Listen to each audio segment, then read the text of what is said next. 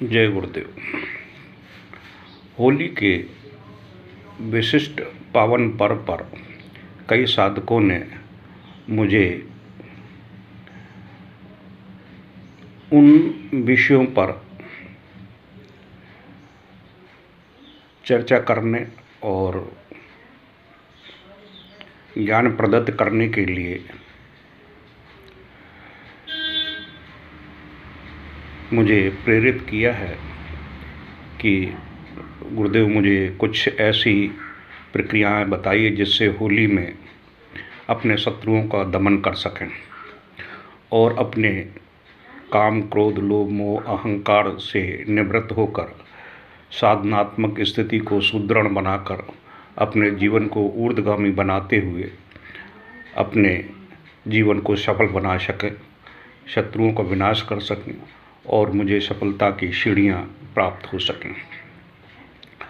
उसके लिए श्रेष्ठतम स्थिति है कि गुरुदेव ने साधना शिविरों की श्रृंखला में 3 बार बगलामुखी साधना शिविरों का आयोजन किया है। मार्च 1987 में जो शिविर लगा था, यह बगलामुखी का द्वितीय शिविर था। इस शिविर में गुरुदेव ने कई तथ्यों को उजागर किया था। तो मैं इस साधना शिविर के प्रथम दिवस में जो प्रक्रियाएं उद्धृत की थीं, उन बिंदुओं पर मैं चर्चा करना चाहूँगा। गुरुदेव ने स्पष्ट रूप से कहा था कि यदि साधक अपने जीवन में सफलता की श्रेष्ठतम स्थिति चाहता है, साधना की श्रेष्ठतम स्थिति चाहता है और निर्विघ्न रूप से अपने जीवन यापन की व्यवस्था संपादित करने के लिए व्यवस्था करता है, तो उसके लिए आवश्यक है कि वह निर्लिप्त, निर्विघ्न और निर्बाधाओं से मुक्त होकर वह अपने जीवन को सफल बना सके। उसके लिए उन्होंने बताया था कि बगलामुखी का जो बीज मंत्र है हलीम, इस बीज की प्रथम दिवस उन्होंने जो व्याख्या की थी, उस व्याख्या को मैं उद्धृत कर रहा हूँ। हलीम बीज एक अपने आप में एक विध्वंसक, श्रेष्ठतम और विशिष्ट शक्तिदायक स्थिति का घोतक है। हलीम बीज से साधक में ऊर्जा का संचार होता है। उसके अंतस्थ में ऊर्जा इतनी ऊर्ध्वगामी हो जाती है कि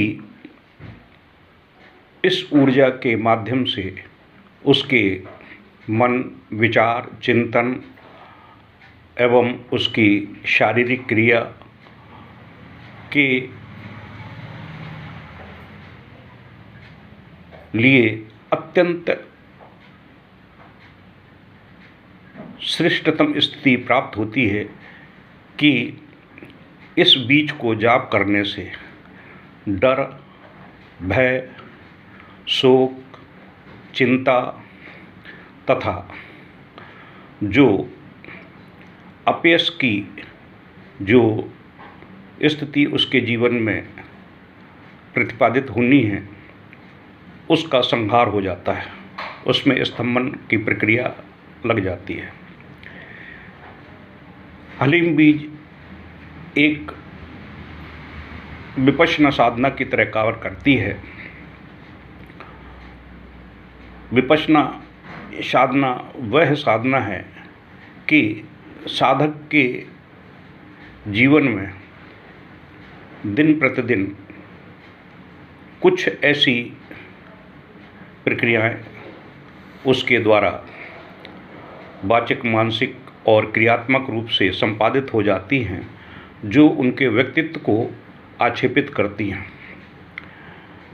और उनका वह पता भी नहीं लगा पाता है, उसका बोध भी नहीं कर पाता है, जिसके माध्यम से उसका जीवन प्रभावित होता है। इसके लिए विपश्यना साधना अति आवश्यक है। विपश्यना साधना का छोटा प्रारूप में बताता हूँ कि आप 21 बार या 108 बार हलीम बीज का उच्चारण करके पद्मासन में बैठकर और ध्यान को केंद्रित करते हुए अपने पूरे दिन की प्रक्रिया को संपादित करें। यह प्रक्रिया सूर्य अस्त के बाद में या सोने के समय, जिस समय आप सोते हैं 7 से 9 के बीच में इस प्रक्रिया को संपादित किया जा सकता है, रात शाम के संध्या के उपरांत। ध्यानपूर्वक बैठकर अपने दिन की पूरी परिचर्या को और क्रिया विधि को आप आकलन करें। उस आकलन को 2 भागों में विभाजित करें, एक अच्छे कार्य, एक बुरे कार्य। और बुरे कार्य जितने भी हैं उनको एक लिपिबद्ध करते हुए मानस में सामने रखें कि यह मेरे से गलत कार्य हुआ है, ये मेरे से गलत कार्य होने से मेरा जीवन इससे प्रभावित होता है, मेरे मन विचार चिंतन पर इसका गलत प्रभाव पड़ता है, इसलिए मैं इन चीज़ों को छोड़ रहा हूँ। और संकल्प लें कि मैं कल आने वाले दिन में इनमें सुधार लाने की चेष्टा करूँगा। फिर उसको आप दूर करते हुए पुनः 21, 51 या 108 बार हलीम का बीज का जाप करें। जाप करते ही देखेंगे कि आपकी जो सुधार करने की प्रक्रिया है उसमें सुदृढ़ता आती है, संकल्पता आती है, जिसके माध्यम से आप आने वाले दिन में अपने आप को श्रेष्ठतम स्थिति में ले जा सकते हैं। और ये श्रेष्ठतम स्थिति जब साधक के अंदर प्राप्त होती है तो उसके साधना का जो पथ है वह सुगम हो जाता है, सरल हो जाता है। क्योंकि कुछ ऐसी प्रक्रियाएं होती हैं, कुछ ऐसी क्रियात्मक स्थिति उनके जीवन में प्रतिपादित होती है जो उनके मन विचार चिंतन में प्रभाव डालती हैं, जिसके माध्यम से साधना अवरुद्ध हो जाती है, साधना का क्षेत्र अवरुद्ध हो जाता है, साधना की क्रिया विधि अवरुद्ध हो जाती है, जिससे साधना में सफलता नहीं मिल पाती है। इसलिए हलीम बीज के माध्यम से साधना में सफलता का एक सशक्त माध्यम है। इस विपश्यना को साधना को संपन्न करने के उपरांत साधक निर्विघ्न रूप से साधना को संपन्न कर सकता है। हलीम बीज पर आगे गुरुदेव ने 5 प्रक्रियाओं को संपादित किया था, जिसमें पहली विपश्यना साधना है, दूसरी है वशीकरण की। हलीम बीज के माध्यम से पूरे विश्व को सम्मोहित किया जा सकता है और सम्मोहित करने के साथ साथ में उसे वशीकरण की स्थिति में लाया जा सकता है। अपने मनोअभिलाषित कार्य करने के लिए किसी व्यक्ति किसी भी प्रकृति में जो भी व्यवस्थाएं हैं उनको अपने अनुकूल करने के लिए सक्षमता प्राप्त की जा सकती है। यह एक गोपनीय प्रक्रिया है। जब साधक सामने बैठता है तब उसको ये चीज़ बताई जा सकती है। वीडियो के माध्यम से या किसी के माध्यम से इस चीज़ को नहीं बताया जा सकता है, क्योंकि इसमें कुछ क्रियात्मक पक्ष जुड़ा हुआ है।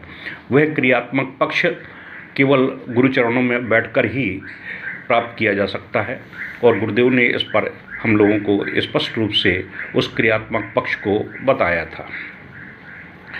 इस प्रकार से ये 2 प्रक्रियाएं हैं और भी 3 प्रक्रियाएं हैं जो अगले वीडियो में मैं उसको उद्धृत करने की चेष्टा करूँगा। होलिका का ये बसंतोत्सव आ रहा है।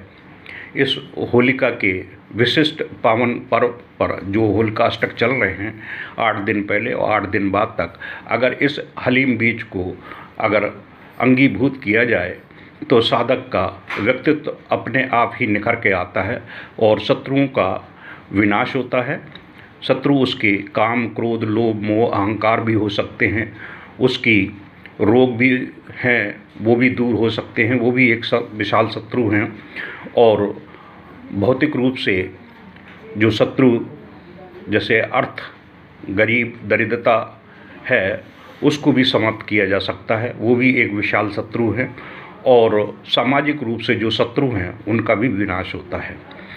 तो आप श्री गुरु चरणों में अपने आप को समर्पित करते हुए, इस हीलिंग बीज का जाप करते हुए आप इस होलिका अष्टक पर अपने आप को सुदृढ़ बनाएं, सशक्त बनाएं और साधना में सफलता प्राप्त करें। यही मेरा शुभ आशीष है, आशीर्वाद है। सभी को साधनाएं सिद्ध हों, सफल हों, उनका जीवन यशस्वी तेजस्वी बने, यह मेरा आशीर्वाद है। जय गुरुदेव।